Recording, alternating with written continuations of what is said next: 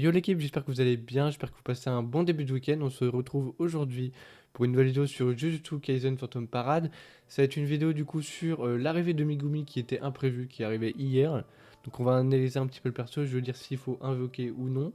Et aussi je vais vous donner en fin de vidéo un peu mon avis au bout de 7 jours sur le jeu. Et puis voilà. Donc alors Megumi qui est arrivé du coup hier. Donc on va pouvoir voir le personnage. Donc le voilà. On va pouvoir voir l'artwork d'ailleurs, je la trouve juste incroyable, je sais pas vous, mais moi je la trouve juste insane.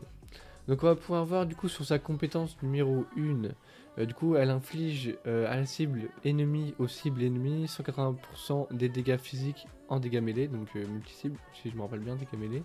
L'effet de la compétence est modifié lorsque l'extension du territoire, le jardin des ombres est activé. Applique à la cible ennemie aux cibles ennemies 19% d'augmentation des dégâts subis pendant 3 tours. Inflige 300% des dégâts physiques aux dégâts mêlés. Donc en fait, il faut savoir que si vous n'êtes pas en extension de territoire, vous allez faire que 180% des dégâts physiques. Par contre, si vous activez l'extension du territoire, vous allez appliquer ces buffs là. Ensuite, compétence numéro 2. Inflige à tous les adversaires 195,4% des dégâts physiques aux dégâts de mêlée en 2 tours au total. Et si l'effet de l'extension du territoire est activé, elle va infliger aux adversaires 210,5% de dégâts physiques en dégâts mêlés, 210,5% de dégâts physiques en dégâts mêlés et 180% des dégâts techniques du sort. Alors ça, je sais pas trop ce que c'est, technique du sort. En dégâts à distance, 3 coups au total. Donc en fait, il va faire plusieurs coups. Un coup, 2 coups, 3 coups. Alors je me demande si, imaginons au bout de 2 coups ou d'un coup, il tue un ennemi. Est-ce que les coups restants ils vont aller sur un autre ennemi ou alors est-ce que ça va s'arrêter? Là c'est une question que je me pose. Ceux qui ont le perso, ceux qui ont invoqué, dites-moi en commentaire si c'est le cas ou non. Mais ça pourrait être intéressant si c'est le cas. Et ensuite, troisième compétence, inflige à la cible ennemie, aux cibles ennemies 255% des dégâts physiques et 180% des dégâts techniques du sort en dégâts de mêlée hybride. Il lui leur applique 20% d'augmentation des dégâts physiques subis pendant 3 tours. Donc ça c'est intéressant. Et si l'extension du territoire est activée, inflige à la cible ennemie, aux cibles ennemies 451% des dégâts physiques, ce qui est juste énorme, et 225% des dégâts de technique du sort en dégâts mêlés hybrides, ainsi que 225% des dégâts techniques du sort en dégâts à distance. Lui leur applique 60% d'augmentation des dégâts physiques subis pendant 2 tours, et surtout le plus important, il aura 100% de chance d'appliquer un étourdissement pendant un tour à l'ennemi. Donc ça c'est vraiment plutôt pas mal. Mais ça encore une fois c'est si l'extension du territoire est activée. Et du coup là on va pouvoir avoir du coup son extension du territoire, qui dure 4 tours. Donc applique au personnage l'animation d'attaque, l'animation de l'augmentation de la jauge ultime. Donc bien évidemment si vous êtes en extension du territoire, bah, vous pourrez pas faire d'ultime, ce qui est logique. Augmentation de l'efficacité de l'énergie occulte et remet l'énergie occulte à 0 quand l'effet prend fin. Inflige à la cible ennemie, aux cibles ennemies 1614% des dégâts de technique du sort en dégâts à distance, 4 coups total. Donc comme tout à l'heure, il va faire plusieurs coups. À 100% de chance de lui appliquer un étourdissement comme tout à l'heure. Donc ça va pas aussi pouvoir stun, ce qui est juste incroyable, même si c'est qu'un tour. Applique à tous les adversaires 35% de réduction des dégâts, inflige 45% d'augmentation de dégâts subis, modifie les effets d'une ou plusieurs attaques de compétences de personnages, sera toujours remplacé s'il existe une autre extension du territoire. Donc oui, si lui il active son extension du territoire et qu'il y en a un autre qui l'active, forcément son extension du territoire disparaîtra.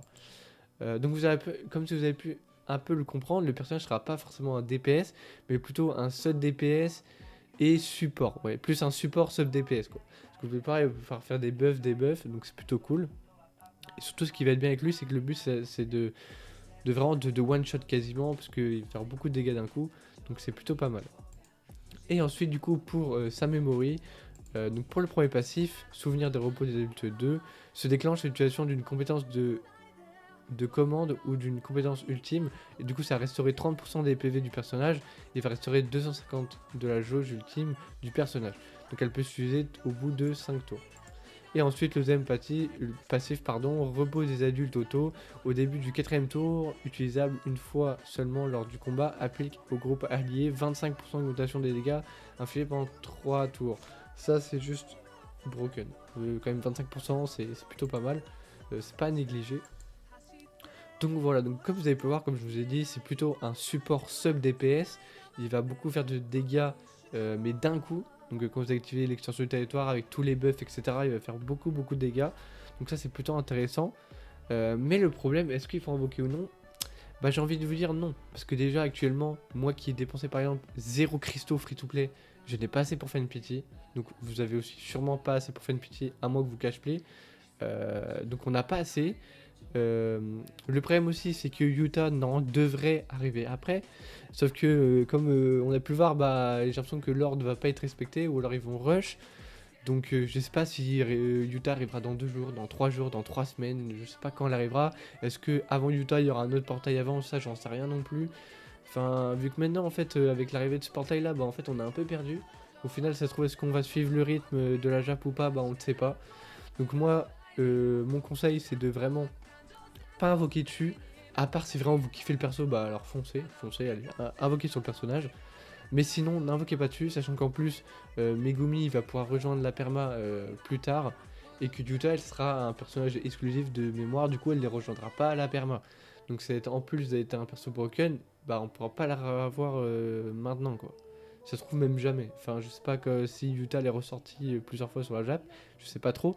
Mais en tout cas, voilà. Donc, moi, je vous conseille de pas invoquer parce qu'il va rejoindre la perma. Et en plus, si j'ai bien compris, des joueurs Jap nous ont dit, bah, j'ai entendu en tout cas dans une vidéo de Limulu qui disait que il pourrait rejoindre ce ticket SSR qu'on a reçu au bout du 7ème jour. Donc, pourquoi pas attendre et avoir peut-être une petite chance d'avoir le personnage, même si c'est pas 100% de chance, qu'il y a aussi les mébros, etc. Donc voilà, moi, mon avis, en tout cas, moi je skip, je vous conseille de skip, parce que Utah arrive prochainement, Utah va être juste broken, et puis voilà, vous pourrez la récupérer au pire sur la perma, avec un peu de chance, le Megumi, et puis voilà. Ensuite, maintenant, je vais vous donner un peu mon avis sur le jeu, au bout de 7 jours, parce que j'ai joué 7 jours, bon, j'ai pas réellement joué 7 jours, parce que j'ai fait des pauses, etc. J'ai eu un week-end chargé le week-end dernier, etc. Donc j'ai pas pu jouer tout le temps. J'essaie de vous rattraper un maximum quand même. Je trouve qu'en vrai, je pense que je vous ai un petit peu rattrapé quand même, mine de rien, parce que je suis à 24 000. Je vous ai un petit peu quand même rattrapé. Donc mon avis par rapport au jeu au bout d'une semaine, bah honnêtement, il est bien. Franchement, le jeu est très bien. Sauf que là, bah avec cette news là qu'on vient d'avoir, bah le jeu bah, nous rush au niveau des événements, au niveau des portails. Là, on peut voir qu'on a 3 events en même temps, donc c'est compliqué. Juste pour vous dire, moi par exemple, pour cet event là, bah je l'ai pas encore fini. Je l'ai pas encore fini, je crois que je suis à l'étape 4 sur 8. Donc je l'ai pas encore fini, donc j'ai lui à farm. En même temps, en parallèle, il faut que je farm cet event là et cet event là. Donc ça fait 3 events à farm en même temps. Donc au niveau stamina, c'est compliqué. Sachant qu'en plus, moi, la journée, je suis en cours au travail, du coup, bah, je peux pas déjà tout le temps me connecter pour récupérer la stamina dès qu'elle est à 200 sur 200. Donc je perds un peu de stamina. Donc ça, c'est un peu dommage. Après, au niveau des cristaux, est-ce qu'on en a assez? Ça, je sais pas trop. Là, actuellement, j'en ai 44 000 au bout d'une semaine. Bah, ça me paraît ok, mais est-ce que c'est le début du jeu? Donc est-ce que après, est-ce qu'on va avoir autant de cubes pour invoquer? Ça, c'est la question à se poser. Donc voilà, donc je suis un peu mitigé. Le jeu reste un très bon jeu parce que déjà il est très free to play parce qu'il n'y a pas de mode coop, PvP, etc. Donc vous pouvez jouer au rythme que vous voulez, vous pouvez invoquer sur les persos que vous voulez, ça n'aura aucun incident. Sachant que comme vous pouvez le voir avec les persos de base entre guillemets, on peut déjà clear quasiment tout le jeu pour l'instant avec le Gojo, Nobara et ces 3 personnages là qui sont accessibles. Donc voilà, honnêtement le jeu est bien. Après la tournure là qu'il est en train de prendre, est-ce qu'il va rush au niveau des événements et des portails? Est-ce qu'on va suivre au niveau des ressources, que ce soit la stam, les ressources pour monter les personnages, les ressources pour invoquer ou autre? Ça, c'est compliqué. À voir, on verra bien par la suite si le jeu se corrige. Ce qui serait bien à la limite, c'est que lors de ces événements-là, au lieu de nous donner une petite mémoire, nous donner le perso, de temps en temps, nous donner un petit personnage gratuitement, ça pourrait être cool. Mais voilà. D'ailleurs, je vous mettrai aussi tous les codes en description. C'est vrai que je vous ai pas mis les codes sur sur les précédentes vidéos, mais je vous mettrai tous les codes en description. Même si ça fait un bouton qui sont sortis, je vous les mettrai tous. Comme ça, ça sera fait. Et puis voilà, j'espère que cette petite vidéo vous aura plu. J'espère que mon avis vous aura peut-être aidé. Et au pire, si vous voulez invoquer, vous n'êtes pas sûr, attendez le dernier jour, parce qu'il reste son jour. Attendez au pire le dernier jour pour voir si Utah n'arrive pas entre temps. Et faites-vous vos petits choix, mais voilà. Donc si cette vidéo vous a plu, n'hésitez pas à liker et à vous abonner. Ça m'aide énormément, on retrouve 500 abonnés et tchuss pour la prochaine vidéo, prochain live.